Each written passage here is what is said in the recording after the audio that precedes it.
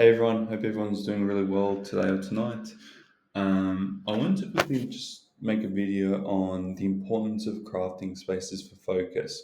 Now, the reason why I guess I'm so interested in this is because I've realized the importance of, really kind of optimizing a space to be productive, for deep focus, to just get some work done.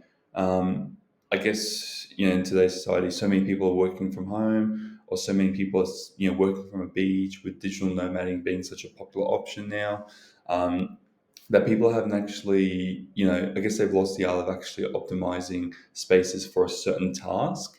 There's just lots of mixing going on, and I think by that, people aren't being as efficient as they maybe once were. Or it's just making things more difficult with, for example, bringing work into your own personal life if you're working, from your bedroom, for example. So, anyway, just a quick video. Hopefully, you guys find some value in the importance of optimizing different spaces and also kind of how you can do that, why you should do that, etc. Okay, so let's start with the fact that not many people actually think too deeply about this, right? A lot of people kind of just say, if I can get my work done, I can get my work done, or if I can, you know, be productive, it doesn't really matter where, as long as I'm personally being productive, right? But I personally think your environment has a massive influence on, your focus and your productivity, right? If you're always doing, remote work from your home or from your bedroom or maybe from a beach, right? There's just not you don't have the kind of infrastructure and the influence around you to actually be 110% productive, right? You have distractions around you. Your brain also kind of associates, the beach or your bedroom with, different tasks, probably not study or probably not work, right? Um, so where your environment is really key to kind of just making the most, or I guess being as productive as possible, right? Now, many people mix environments, between, I guess, each other nowadays, especially with work from home. But it's kind of, you're seeing people, I guess, they'll be on their bed and they'll be working from the bed. Or you could even say, for example, if they're sitting out in the kitchen or the family room with people and they're using their phone, right? It's just not the right place to be doing that. And once they get mixed up, things just they don't go as well as they could. And if you are using your phone in front of other people, you probably shouldn't be doing that anyway if you're supposed to be talking to them. But that's separate. Um, yeah, so like I mentioned, your brain kind of connects specific actions with an environment. So for me, I connect the beach with relaxing, being on holiday, maybe going for a swim, and I connect bedroom with going to sleep, relaxing, etc. Um, you can see with both those examples, work wasn't included in that, and that's because work doesn't really shouldn't happen there. It has, or it is, because of you know everyone's starting to work from home. It's the first option, right? But I think the small things in those spaces, there are so many distractions. There are so many like little things that kind of make it so that it's not optimal. For example, at the beach, right? You have waves, you have birds, you have people walking all around you. You have probably not many other people working. And if you're the one that's working and you have all these little things going around, you might also have someone screaming at you. You might have the sun's kind of up in your face, you can't see your screen. It's just going to make it so you can't really get any work done realistically. And same goes for like a bedroom per se. If you're sitting next to a highway or that it's super cluttered and there's people in your house talking, it's just impossible to get some decent work done. And I realized the importance of this recently just because I did a little bit of an audit or a comparison. I kind of tried different spaces. I tried my bedroom, I tried going to cafes, I tried libraries, I tried workspaces, and just to see what kind of works really well for me. And I found that there is, at least for me, definitely a big difference in the output just based on the environment I'm in.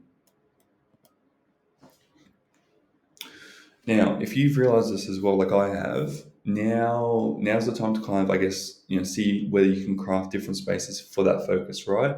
You could also say, it doesn't always have to be productive work, right? You could craft a space for relaxing, right? You could craft a space for talking with other people, like a podcast studio. And because of that, there's no hard rule of exactly where the space needs to be, right? But you don't want to, like, for example, in your bedroom, because it's already there for a purpose. Your bed is there to sleep, right? So if you're trying to combine the two, that might be a little bit tricky. But say, for example, if you, I don't know, if you go to a cafe somewhat, quite a bit, or if you have a workspace near you, or if you're lucky enough to have a study room in your house, right? Kind of try that out, see how you feel with that, and just kind of get the vibe, get the have a look at the lighting, have a look at the people, see if that works for you, right? And if it doesn't, then there's other options. But I think just considering the different environments and what they can bring to you will be good. You need to make sure that you feel good, you feel empowered to actually work. I know, for example, libraries work really well for that. Cafes, for me personally, if I see a lot of people around me also working, that's gonna make me feel like, why am I not working? So I'm going to want to work as well. And obviously, it being distraction free should be an assumed thing.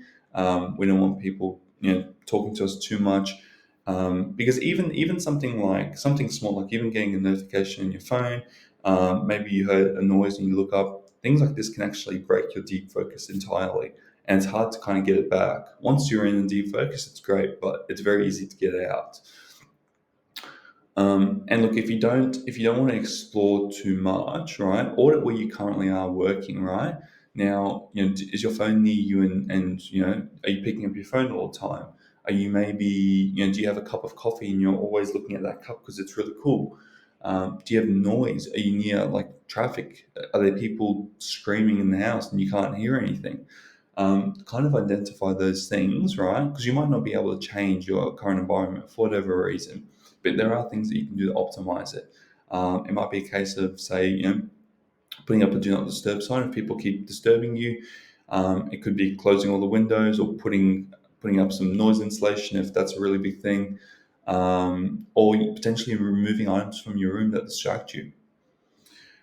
And look, just on that as well, some people are really picky when it comes to this kind of stuff. So, which is good, obviously, but I mean, they can't do work without a certain scent or a certain candle. They're not willing to do work without seeing a perfectly expensive, Herman Miller chair. They need the newest tablet or ebook, device thingy to actually get their work done. And look, that's totally fine. Whatever helps you feel as productive as possible will work well, obviously. And look, if cost is a problem with some of these things, you can always get used goods. You can always get cheaper brand new goods. I know, for example, Herman Miller chairs. You can buy them for around $1,000 brand new, or you can spend about $200 and get them used. So that's what I'll do personally if certain things were deal breakers when it came to housing a productive space. Now, for me personally, I've now learned, what specific coffee shops work really well for me, and they are those that kind of there's no distractions, there's no pressure from people to leave. You don't get weird looks from being on your laptop and just head down working. For example, Starbucks works really well for this. A lot of people go to Starbucks and do their work. But wherever you feel most comfortable, it'll probably take a little bit of trial and error to see what works for you, but it's definitely well worth it. And look, in this case, a cup of coffee is maybe $6, $7. I know it's expensive nowadays, but that's what it is. But if you think about it, you also get essentially a free, workspace for as long as you want to use it. So good value in my book.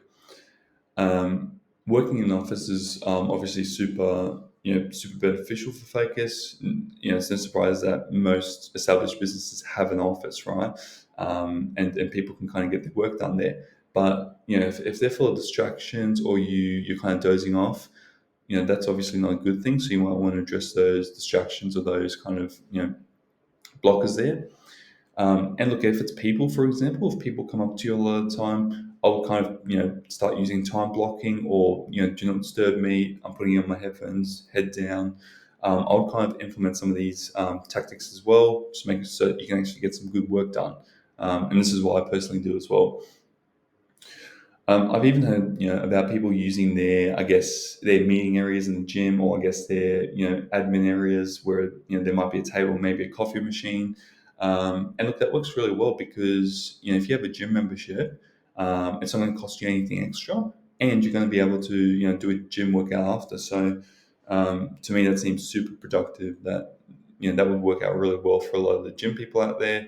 Um, Going to the gym every day, you can kind of just start connecting to and say I'm going to do some work, from 6 till 8, and then from 8 till 9 I'm going to do my workout, and then be in bed by 10. That could work really well. And look, I'll leave it with this final point, but you can kind of, I would encourage you guys to test different things and see what works for you. It could be as simple as moving, say, your desk from your bedroom to your kitchen, or to your laundry, or to your garage. See whatever works for you. Maybe even outside. Wherever you feel most comfortable doing your work. And if it doesn't work, that's fine. Try something else, or move it back to your bedroom, or use a free public space, for example, a library. I'm currently in a library right now doing my work. It's working somewhat well, I guess. Um, or yeah, use a cafe. Maybe get a free trial at some kind of workspace. There's lots of different ways to do it. So don't feel like you're limited to your bedroom and that you have to kind of put up with subpar work. So yeah, hopefully you guys have enjoyed the video. Hopefully you guys have found some value in this, or at least can kind of, I guess, audit and just consider what kind of things in your life are stopping you from being the most productive and efficient as possible. I know some of these things in here were kind of gold mines for how I was able to improve my focus and productivity. So yeah, if you guys have any questions, let me know. But otherwise, I'll see you guys in the next one. Peace.